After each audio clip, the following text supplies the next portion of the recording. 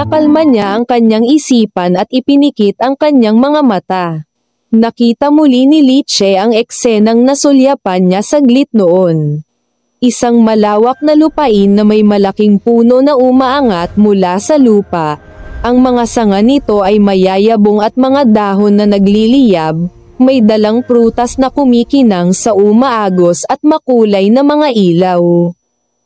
Para bang napakatagal niyang tinitigan, ang makulay na prutas ay nahulog na may kasamang plunk at marahang damapo sa kamay ni Liche.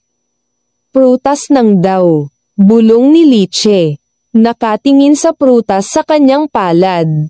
Ang iyong anak na babae ay ipinanganak na ligtas, at nakakuha ka ng daw fruit na Immortal Artisan,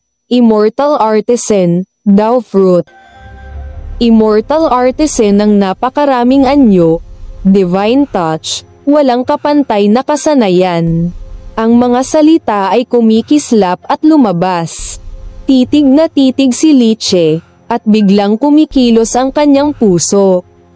Sa 19 na taon mula nang dumating sa mundong ito, hindi pa siya nakakuha ng isang golden finger, ngunit ngayon, sa pagsilang ng kanyang anak na babae, ang golden finger ay lumitaw sa ganoong anyo.